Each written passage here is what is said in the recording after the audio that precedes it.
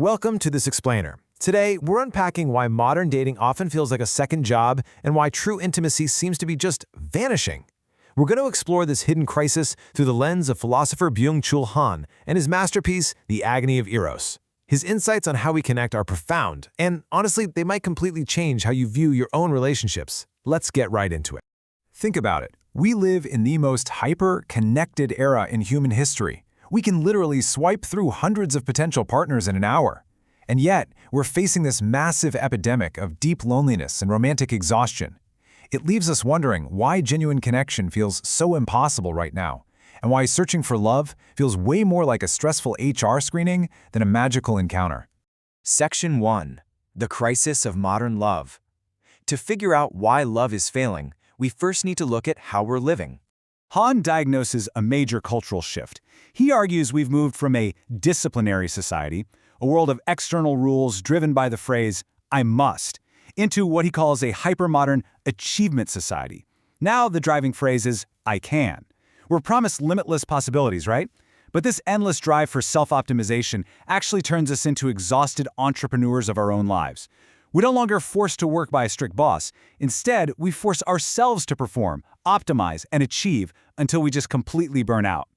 And this exhausting mindset bleeds right into our romance. In an achievement society, we subconsciously start treating our partners as self-enhancement projects. They become resources to optimize our own happiness, rather than independent human beings. We calculate traits to minimize risk, and we seek maximum satisfaction with absolutely zero friction. A partner essentially becomes just another lifestyle choice, a way to boost our personal brand, instead of a mystery we're meant to discover.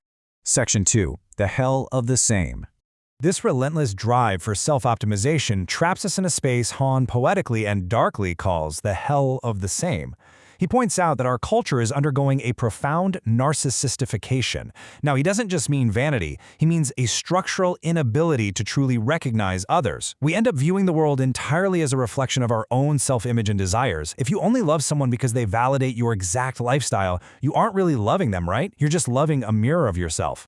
The hell of the same flattens all those messy human differences, reducing everyone to comfortable, familiar, predictable reflections of our own egos. We constantly seek out exact commonalities, the same hobbies, the same views, because we want to be comfortable. But here's the catch. This frictionless echo chamber actually suffocates the friction you need for real desire. When everyone is just a familiar reflection, the spark of genuine attraction simply dies. Section 3. Love as a transaction. Let's see how this plays out in the digital world. Dating apps have completely consumerized intimacy. They reduce the magic of romance to a hedonistic, business-like calculation. We filter and shop for partners using the exact same logic we use to buy a new smartphone. We calculate traits, optimize algorithmic matches, consume the profile, and if they don't perfectly meet our metrics, we discard them and swipe again. People become interchangeable commodities. Han has a devastating quote on this. He says, "The wholesale absence of negativity is degrading love into an object of consumption, a matter of hedonistic calculation. By stripping away the challenges, the differences, and the unpredictability, the negativity of romance, we degrade it. It's no longer an authentic encounter, it's just consumption. We want the positive feelings without the friction of actually compromising with someone who is fundamentally different from us." 0. That is exactly the amount of mystery left when we rely on algorithmic compatibility scores to evaluate potential lovers. When you know everything about a person before you even grab a coffee, their favorite movies, their exact location, their politics, you strip away the unknown, and without the unknown, desire simply cannot exist. Section 4. Pornography versus true eros. This absolute demand for total transparency brings us to Han's radical comparison between true eros, romantic love, and pornography. He sets up a stark dichotomy. True eros requires mystery, vulnerability, hiddenness, and what he calls the radical other.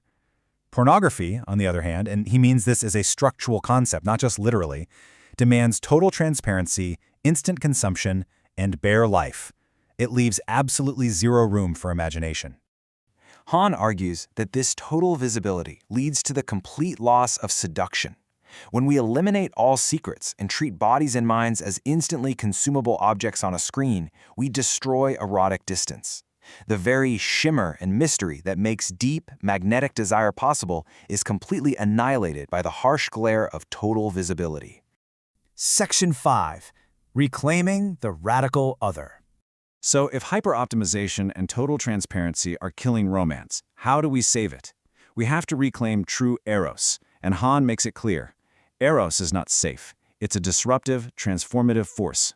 It pulls us out of our narcissistic egos through a genuine encounter with the radical mystery of the other. It strikes like a catastrophe, completely unbalancing our carefully curated lives and forcing us to confront someone we cannot control. He writes, "Love requires a protected space. The total communication and total networking of digital media destroys this protected space. Genuine connection needs privacy. It needs hiddenness.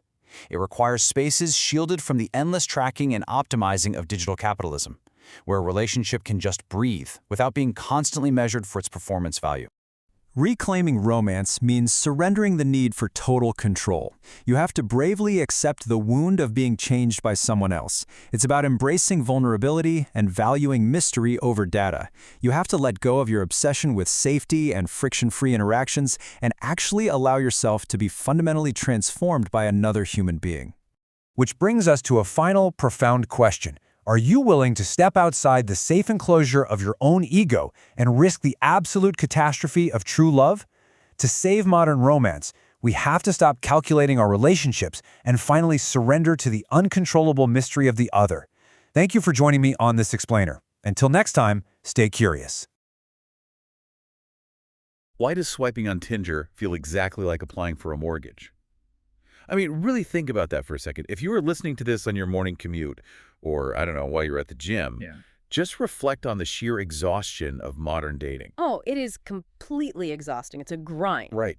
Because we grow up with this cultural expectation that romance is supposed to be magic. It's supposed to be this disruptive, beautiful, completely uncalculated event, like lightning striking. Yeah, the classic rom-com narrative. Exactly, the rom-com narrative. But then you actually step into the modern dating landscape, you sit down across from someone you met on an algorithm-driven app, and within, like, 5 minutes, it feels less like a meeting of souls and more like a grueling job interview. You're both just exhausted HR representatives. That is such a perfect way to describe it. It's an HR interview. You are swapping resumes disguised as small talk. You're sitting there evaluating their 5-year plan, their lifestyle compatibility, their emotional intelligence metrics, all while being acutely aware that they are across the table evaluating your return on investment. It is the absolute definition of a transactional nightmare. And, you know, the anxiety that stems from that dynamic is profound. You are trying to quantify something that is inherently unquantifiable. Exactly. We are treating human connection as an administrative task to be optimized rather than, well, an experience to just be lived. Which brings us to the very specific and honestly unsettling mission for our deep dive today. We are going to unravel a massive question. Why, in an era of infinite digital connectivity and this limitless, endless buffet of dating apps, does true romance feel entirely dead? It's the great paradox of our time. It really is. Yeah. And to answer that, we are exploring the radical philosophy of Byung-Chul Han, specifically his diagnosis of our modern condition in his work, The Agony of Eros. Han argues that love, true transformative love, which he calls Eros, is dying. And his reasoning for why it's dying is fascinating. Yeah, he says it's dying because we have completely erased something he calls the other. We've built this frictionless, hyper-optimized society where mystery has literally been replaced by metrics. And that diagnosis cuts right through the illusion of our hyper-connected world. Because, I mean, on paper, you look at modern society and you think, we have more freedom, more tools, and more access to potential partners than any generation in human history. Right, we should be absolutely swimming in romance. We should be. But Han argues that we are actually suffering from an epidemic of deep structural loneliness. And not in spite of our connectivity, but directly because of it. Wow, so the tools themselves are the problem. Exactly. We have systematically replaced genuine emotional friction and the vulnerability of the unknown with superficial performance. We have created a culture that turns human beings into consumable products, and in doing so, we've made it nearly impossible to actually fall in love. Man, that is bleak. But to understand how we got to this point, to understand why grabbing a coffee with a Bumble match feels like you're defending a PhD thesis on your own lifestyle, we first have to understand what we are actually looking for in a partner today. Because the fundamental desire has shifted, right? Right. Han places a massive emphasis on this concept of the other. And we need to define that clearly because he spells other with a capital O.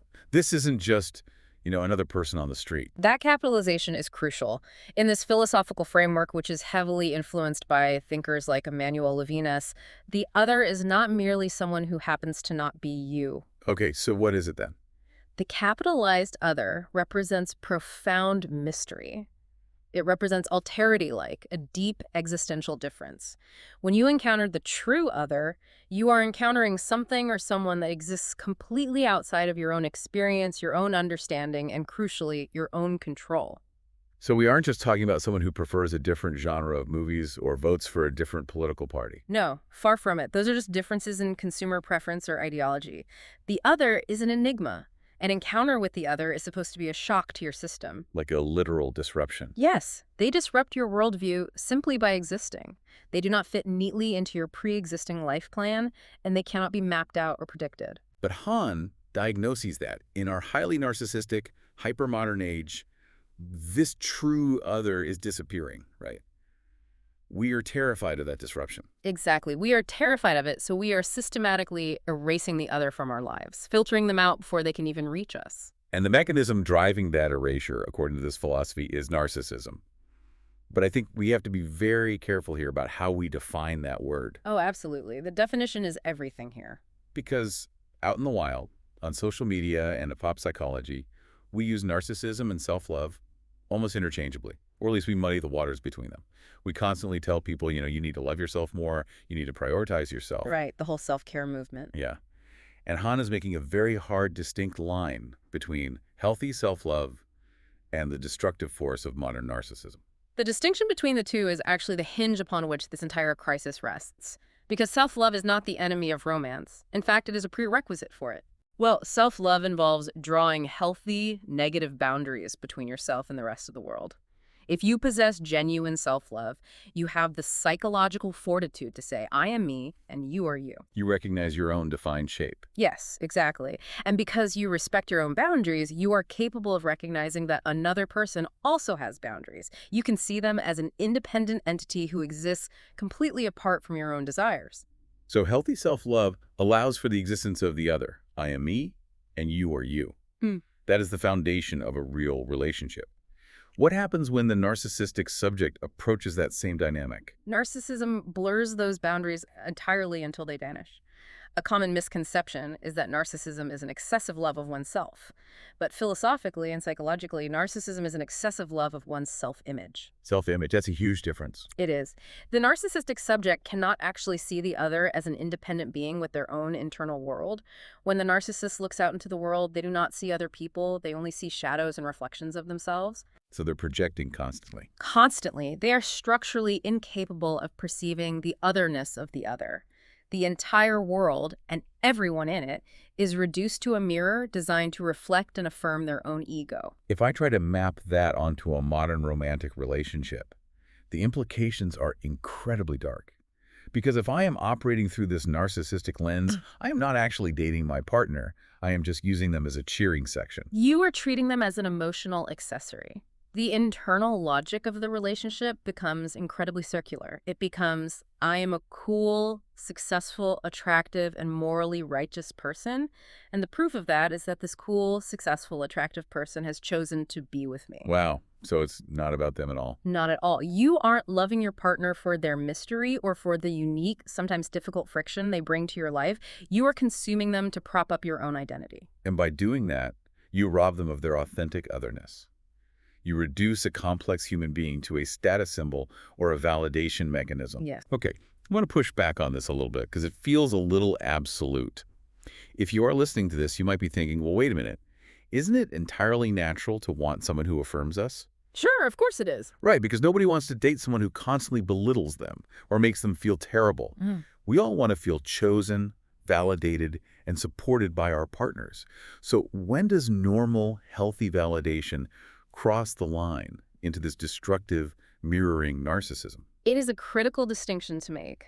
Mutual support, affection, and affirmation are beautiful components of a healthy relationship. The line is crossed into destructive narcissism the moment the partner becomes interchangeable. Interchangeable. Oof, that word alone is chilling. But it is the reality of how many people approach dating today. Think about it through the lens of alterity. If you truly love an authentic other, there is no one else in the world who can replace them. Because they're completely unique. Exactly. Their specific quirks, their personal history, the highly specific way they challenge your assumptions, that unique combination of traits is irreplaceable. If you lose them, you lose a specific world. Right. But if you are primarily seeking a mirror to validate your self-image, a lot of different people can hold up a mirror. Oh, I see. If they stop validating you, or if you decide your self-image is upgraded, you just go find a new mirror. Exactly. If you swap partners simply because you want a better mirror, like someone with higher social status, better aesthetics, or someone who affirms a new, upgraded version of your personal brand, then you never loved them in the first place. You consumed them. Like a product. Like a product. And when that consumer product stops yielding a positive return on your self-image, you discard them and return to the market to acquire a new one. Which brings us perfectly back to the HR representative analogy we started with. If the candidate sitting across the table doesn't meet your key performance indicators for validation, you just politely end the interview, reject their application, and open up the position to the next candidate. Yep, next in line. You are looking to fill the role of my partner, rather than allowing yourself to fall in love with a specific disruptive human being. And we really have to ask ourselves, how did we all adopt this HR mentality? Because this narcissistic loop didn't just fall out of the sky. No, it didn't. It is the direct psychological result of the specific type of economic and cultural society we have built over the last few decades. So to understand the death of romance, we have to look at the water we are swimming in. We have to talk about a massive societal shift. The transition from what Foucault called the disciplinary society to what Han calls the achievement society. Right, because this economic shift is the engine driving the entire crisis of the ego. Let's break that down. To grasp the magnitude of this shift, we look back to the 20th century, which philosophers like Michel Foucault defined as a disciplinary society. This was a world governed by the phrase, I must. I must. Yes, it was a society defined by external rules, prohibitions, borders, and authority figures. You did what you were told by the factory boss, the church, the state, the social norms. So it was a society of negativity, driven by the concept of thou shalt not. The pressure came from the outside. Exactly. I must clock in at the factory at 9 a.m. I must wear this specific uniform. I must conform to this rigid social expectation. Yes. There was a clear boundary between the individual and the oppressive external force. But Han argues that late-stage capitalism has fundamentally evolved. We no longer live in a disciplinary society. We have transitioned into an achievement society. Okay, and what is the defining mantra of that? The defining mantra of our modern era is no longer I must. It is I can. I can. And on the surface, I can sounds incredibly liberating. It sounds like the ultimate empowerment. We are told constantly, you can be anything you want. You can start a business, you can optimize your health, you can run a marathon, you can build a massive online following. It sounds like pure, unadulterated freedom. Right. So what's the problem with I can? Well, it masquerades as freedom, but Han reveals it as a deeply insidious, far more effective form of control. He calls it the violence of positivity. The violence of positivity. That's a great phrase. Because when the overarching, inescapable message of society is, you can, it very quickly and quietly morphs into you must can. Oh, wow. The external boss with a whip hasn't disappeared. They have simply been internalized. You become what Han calls an entrepreneur of the self. The entrepreneur of the self. So you are simultaneously the ruthless CEO and the exhausted, exploited employee of your own life. That is the tragic irony of it. You willingly, even passionately, exploit yourself. You optimize your sleep with trackers, you optimize your diet, you consume self-help endlessly, all to be better, fitter, more productive, and more successful. Because if the society tells you that you can achieve anything, then any failure to achieve your ideal life is entirely 100% your own fault. Exactly. The psychological pressure is infinite because, unlike clocking out of a factory at 5 p.m., there is no finish line to self-optimization. You can always be better. You can always run a faster 5K or make more money. Yes. And this internalized pressure leads to the massive waves of societal burnout, anxiety, and depression that really define our current era. And you can't just turn off the CEO mindset when you log off your computer. This endless compulsion to optimize bleeds directly into our romantic lives. It absolutely does. We now approach love with the exact same calculating optimization mindset that we apply to our career networking or our marathon training.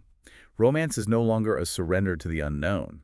It is a project to be managed. It becomes a productivity metric. You see this everywhere in modern dating discourse. People actively and unironically use business terminology to describe human intimacy. Yes. The most glaring example of this is the concept of sexual market value, or SMV. Ugh, SMV. It is perhaps the most unsexy, clinical, deeply depressing phrase imaginable, yet it is used completely sincerely across the internet. People analyze their own SMV and the SMV of potential partners like they're looking at stock tickers. And language dictates reality, right? Well, Yeah. when you use a phrase like sexual market value, what are you implicitly stating? You are stating that you are a commodity, a product to be traded on an exchange. You see people hitting the gym, not for the joy of movement, but to increase their SMV. They are going to therapy to become securely attached, not just to heal, but to be a more attractive product. Exactly. They read the right books and curate aesthetically pleasing hobbies purely to increase their capital on the dating market. The goal is to build the highest value product possible in order to attract a higher tier consumer. Which is an inherently exhausting, soul-crushing way to exist. Han argues that this relentless self-commodification is exactly why modern men and women are experiencing such profound emotional burnout in their relationships. Because they're working two jobs. Yes, they are treating romance as an unpaid, full-time second job. It's an endless project with key performance indicators, quarterly reviews, and strategic growth goals. You literally hear people talking about the ROI, the return on investment of a relationship. Like, I've invested 3 weeks of texting and 2 dinner dates into this person. What is my ROI? Am I getting a good yield on my emotional capital? It's so clinical. They sit down on a first date, and instead of letting a conversation unfold naturally, they are pitching.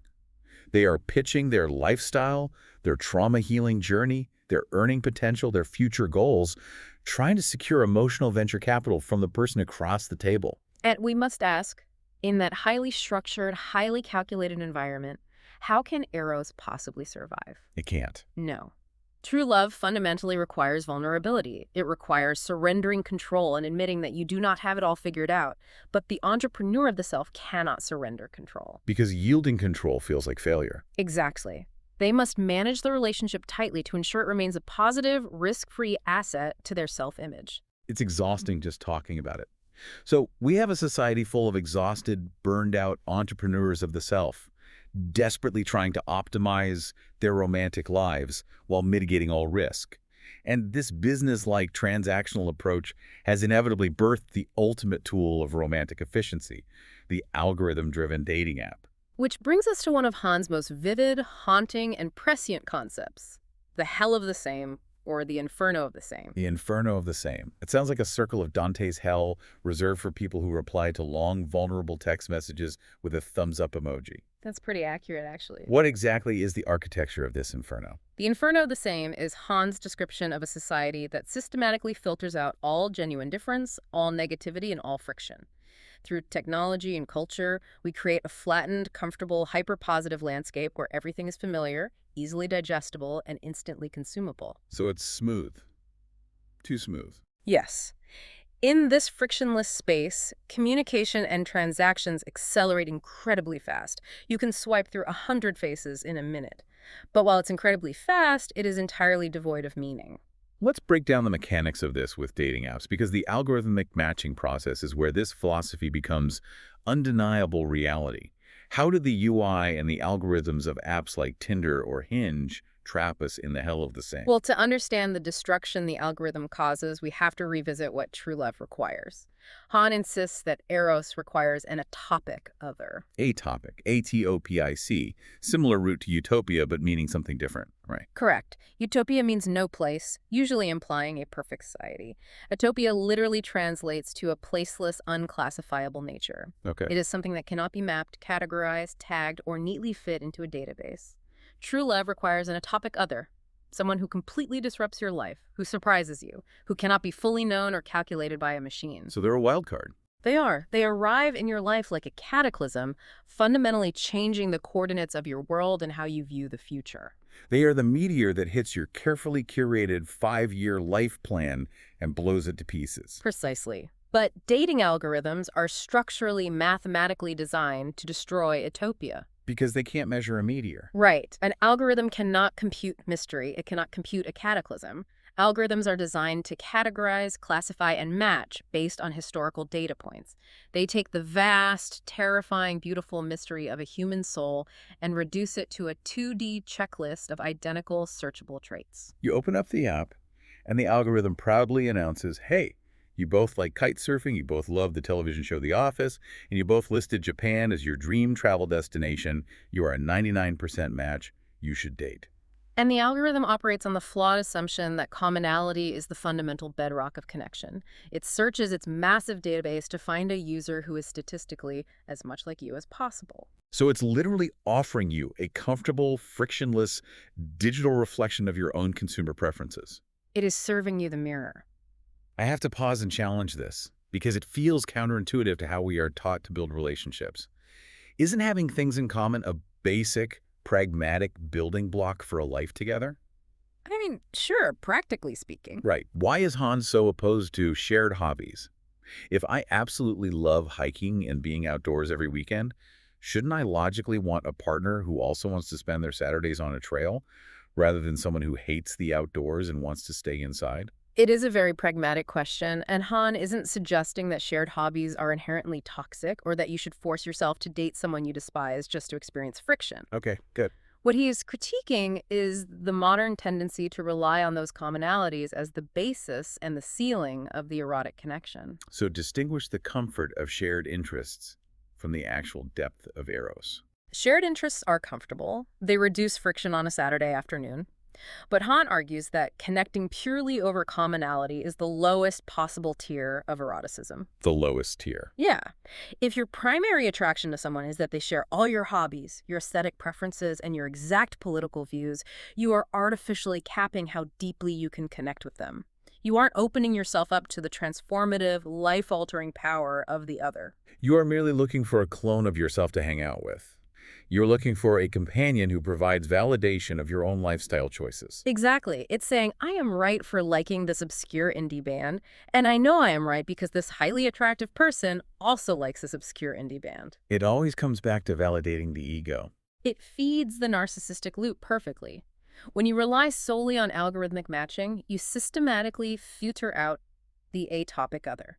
You filter out the person who might not share a single one of your hobbies, who might possess a completely different worldview, but whose unique presence in the universe somehow breaks your heart open and teaches you a completely new way to exist. And the algorithms protect you from that vulnerability by ensuring you only meet people who fit your existing paradigm. Yes. And the really devious part of the UI design is that it doesn't just filter for sameness, it masks that sameness behind the illusion of infinite choice. Oh, the gamification of it all. Right. You can sit on your couch and swipe for 3 hours. You see thousands of faces. It feels like an endless bounty of romantic opportunity. But Han argues that this massive expansion of choice actually extinguishes desire completely. Because the sheer volume renders every single person interchangeable. When potential partners are reduced to a catalog of consumable profiles, they lose their uniqueness. The psychological effect of swiping is profound. If you match with someone and they don't text back within an hour, or if they disagree with you on one minor conversational point, you don't feel the need to work through that friction. You just unmatch and swipe to the next face. There is zero incentive to endure the difficulty of understanding another person. They aren't an enigmatic soul to be discovered. They are just another item on a menu. And when everyone is an option, no one is special. True Eros dies in the face of interchangeability. Desire requires focus, and focus requires limitation. When you have a limitless catalog of mirrors, you lose the capacity to truly desire anyone. Which transitions us, logically, into one of the most provocative and startling parts of Han's analysis. When we reduce human beings to fully transparent, quantifiable data points on a screen, when we demand to know everything about them before we even meet them, we cross a very specific line. A very dangerous line for romance. Yes. We move away from romance and into an aesthetic realm that Han explicitly labels as pornographic. And we need to be incredibly precise here about how Han is deploying that word. He is making a deep, structural, philosophical point about our culture, not rendering a puritanical moral critique of the adult film industry. Right. When Han talks about pornography, he is redefining it for the digital age. He is talking about an overarching aesthetic that governs how we consume information. He's talking about bareness, total transparency, and the ruthless, systematic elimination of all mystery. Exactly. Pornography, in Han's philosophical lexicon, is the relentless cultural demand that absolutely everything be shown, measured, illuminated, and immediately consumed, leaving absolutely nothing to the imagination. It is the destruction of psychological distance. To understand this, it helps to look at examples outside of human relationships. Think about modern audio engineering. Over the last few decades, pop music production has heavily favored an in-your-face audio setting. Oh, for sure. Everything is so loud now. All right, the sound is highly compressed and pushed right to the very front of the speaker. It hits your ear instantly, loudly, with zero depth or spatial distance. Or look at visual media, where we have the extreme, ultra-high-definition close-up of a human face on an 8K television screen. That ultra-high-definition close-up is the perfect metaphor for the pornographic society. When a modern camera zooms in so tightly on a face in 8K resolution, you see every single pore, every microscopic blemish, every hair. The physical visibility is maximized to 100%. But Han argues that by showing everything physically, you actually strip away all the psychological depth. You do. The face loses its inwardness. It stops being a mysterious window to a soul and becomes a mere facade, a flat surface, a geographical terrain to be consumed by the eye. It is entirely transparent, and therefore it is pornographic. It leaves no room for the viewer to wonder what is behind the face. So if that is the definition of pornography, total visibility, total transparency, immediate and effortless consumption without distance, what is its opposite? What are the actual mechanics of true eroticism, of Eros? Eroticism requires the exact opposite environmental conditions. It requires distance. It requires detours, secrets, shadows, and what Han beautifully calls drapery. Drapery. Yes. Eroticism thrives on the excess of meaning that cannot be immediately consumed or explicitly shown. It is the tension generated by what is hidden, delayed, or withheld. You know, thinking about this idea of concealment and drapery, I keep going back to Gustave Flaubert, specifically his novel Madame Bovary. Ah, the famous carriage scene. Yes, the carriage scene. It is perhaps the most perfect literary illustration of Han's theory of eroticism. In the novel, Emma Bovary and her lover, Léon, get into a horse-drawn carriage, and the carriage proceeds to ride aimlessly around the city of Rouen for hours and hours. It just keeps going. Right, and Flaubert dedicates pages to this scene, but he doesn't describe a single thing happening inside the carriage. He just lists the streets, the squares, and the bridges the carriage frantically passes. The carriage itself is completely sealed off. The blinds are drawn shut. It becomes this protected, enclosed space of absolute intimacy. The reader is entirely shut out. We are denied the pornographic visibility of the encounter. Exactly. We have no idea what they were doing or saying. And the visual climax of that entire scene is incredibly restrained. The only thing the reader sees is a bare hand stretching out from behind the drawn blinds of the carriage window, tossing torn pieces of paper, a letter Emma had written, out into the wind. Just the hand and the paper. Yeah, the paper flutters away like white butterflies, and the hand retreats. That is the only physical detail we get. And Han points to that exact literary moment and says, that restraint, that concealment, is infinitely more erotic than if Flaubert had explicitly, clinically detailed their physical encounter, because it relies on the imagination of the observer. It protects the mystery of the lovers. The concealment itself generates a massive amount of erotic tension. The drapery is what makes it compelling. Now, contrast that carriage ride with the mechanics of modern digital dating. Han argues that we are actively profaning love through our relentless demand for total transparency. We are ripping the blinds off the carriage and demanding to see the receipts. Oh, it is devastatingly true. Think about the ritual of modern dating. Before you even sit down to meet someone for a drink, you have likely subjected them to an extreme vetting process. Oh, the digital stalking. Yes, you have stalked their Instagram to judge their aesthetic. You have checked their LinkedIn to verify their earning potential and career trajectory. You have dug up their ex's social media to see who they used to date. And you have read their Twitter posts from 2018 to ensure ideological alignment. You know everything before you even say hello. You know their political views, what they ate for brunch last Sunday, and where they went on vacation 3 years ago. You have subjected them to total digital visibility. You have stripped away all of their drapery before you have even heard their voice. And it doesn't stop once the relationship starts. Then comes the expectation of constant, frictionless digital communication. Texting all day, every day, sharing your GPS location on your phone so your partner always knows exactly where you are on a map. Life 360, snap maps, all of it. Expecting an immediate reply to every message. Han says this obsessive transparency completely destroys the protected space that love desperately needs to flourish. Because trust and intimacy, paradoxically, require a lack of information. If you know everything about a person's past and you can track their exact geographic location in real time on your phone, you don't actually need to trust them, you just have surveillance. Wow. Trust requires a gap. It does. Trust is the leap of faith you take across the gap of the unknown.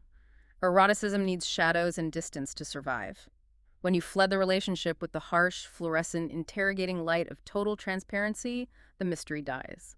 And when the mystery dies, the other person ceases to be a captivating enigma and becomes just another predictable, managed data point in the spreadsheet of your life. It's as if we are fundamentally terrified of the unknown. We demand all this digital transparency because we are desperately trying to mitigate risk. We want to know for an absolute fact that this person is safe, that they fit our criteria perfectly, and most importantly, that they will not hurt us. Which leads us to the final and undoubtedly the most profound segment of this deep dive. If the relentless drive for total transparency, risk mitigation, and endless algorithmic positivity is what is destroying our ability to love, then what is the cure? How do we break out of the inferno of the rice? According to Han, the cure is terrifying. The only way to save romance is to actively invite back into our lives the very things we have spent all this technology and energy running away from: negativity, mystery, and the very real risk of profound pain. This brings us to Han's concept of good negativity. And again, because we are dealing with philosophy, we must define our terms carefully. When Han says we need negativity, he does not mean being a pessimist, having a toxic attitude, or being cruel. Right. He isn't suggesting you should start picking arbitrary fights with your partner just to create friction or feel alive. No. Negativity, in his philosophical sense, is simply the presence of limits. It is the interruption of the endless, numbing flow of positive stimulation. It is a boundary that says no to the demand for total visibility. There is a really visceral, deeply relatable psychological example that illustrates this concept of good negativity perfectly. Kissing with your eyes closed. Oh, I love this example. It is the perfect distillation of his theory. Think about the physiological and psychological reality of kissing someone. Why do we naturally, almost instinctively, close our eyes? Because if you don't, it's horrifying. If you keep your eyes wide open, staring unblinkingly at the person from 2 inches away while you kiss them, it is deeply unsettling. It's creepy, it's clinical, and it completely ruins the mood. Exactly. It is creepy because it is an excess of visibility. It is pornographic in Han's sense of the word. You are taking in too much raw visual data. So closing your eyes is the limit. Yes. Closing your eyes is an act of deliberate negativity. You are actively choosing to block out visual information. You are shutting down a primary sensory input to create a boundary, an interruption in the data stream. And by introducing that limit, by blinding yourself in that moment, you allow your consciousness to focus entirely on the feeling, the inwardness, and the profound intimacy of the moment. You eroticize the experience specifically by limiting the information you were taking in. You invite the mystery back in. You surrender the narcissistic need to see and control everything. And that surrender, the relinquishing of control, is the vital heartbeat of Eros. Modern people, deeply trained by the demands of the achievement society, try to avoid harm at all costs. We want our relationships to be perfectly safe, therapeutically optimized, and purely additive to our lives. We want love to be a wellness supplement. We do. But Han makes a radical, ancient claim. True love must involve a wound. It must involve a symbolic death. A symbolic death. That sounds incredibly intense, especially to a modern ear tuned to wellness and self-care. What exactly is dying in this scenario? The ego, the rigid narcissistic self-image must die. To truly love an other, you have to relinquish your illusion of total control. You have to allow yourself to be overwhelmed, challenged, and fundamentally transformed by someone whose actions you cannot predict. So what did this symbolic death actually look like in practice? Well, to understand the philosophical mechanics of it, we have to look at how human consciousness interacts with another human consciousness. Han leans on a foundational concept from the philosopher Georg Wilhelm Friedrich Hegel, specifically his master-slave dialectic. Hegel. Okay, let's get into it. It's a dense piece of 19th century philosophy, but it maps perfectly onto the vulnerability of modern romance and why we are failing at it. Let's unpack the dialectic. How does Hegel describe this encounter? Hegel proposes a scenario where two self-consciousnesses meet for the first time. In order for either of them to truly know themselves, they need the other person to recognize them. But humans desire absolute independence. So when these two consciousnesses meet, a struggle ensues, a struggle for dominance and recognition. Hegel described it metaphorically as a life and death struggle. They are fighting to see who will submit and who will dominate. Precisely. In Hegel's dialectic, the master is the one who is willing to risk their physical life to maintain their independence and ego. They refuse to yield. The slave is the one who fears death. To save their life, the slave yields, submits, and gives up their independence to recognize the master. So the master wins. The master achieves dominance, but it's a hollow victory because they are now only recognized by a slave, not an equal. Okay, so how does Han apply this intense dynamic of masters and slaves to two people swiping on Bumble? Han brilliantly applies this to the concept of the ego in love. He says that the modern person who cannot love the narcissistic entrepreneur of the self is acting exactly like Hegel's master. They absolutely refuse to risk their ego. They refuse to yield. They hold on to their boundaries, their routines, and their self-image so tightly that they can never truly merge with or be transformed by another person. Yes, they demand that the partner submit to their lifestyle, their schedule, their needs. They want the partner to be the slave, providing validation without threatening the master's independence. Yes, but true love, true eros, requires the courage to step out of the master role. It requires the capacity to die in the other, to let go of your rigid self-preservation, to yield, and to allow the relationship to change who you fundamentally are. If you refuse to yield, if you refuse to let your ego die, you can never experience the transformative power of love. You are just a master sitting alone in a castle of your own making, surrounded by mirrors. You have to accept the very real risk that they might break your heart, that they might alter the course of your life in ways you didn't plan for and cannot control. Love is not a wellness supplement. It is an act of extreme, dangerous vulnerability. And this brings us to Han's final philosophical conclusion, which is incredibly powerful and offers a way out of our modern malaise. He argues that this terrifying surrender to Eros is actually the only genuine cure for the epidemic of modern depression. It is the ultimate cure. How so? Because earlier we discussed how depression is caused by this endless suffocating pressure to achieve and optimize. Yes, depression, for Han, is the ultimate narcissistic malady. It happens when the subject is plunged entirely inward. When you are depressed, you are trapped inside your own head, endlessly evaluating yourself, obsessing over your flaws, and feeling inadequate because you can't live up to the impossible demands of the achievement society.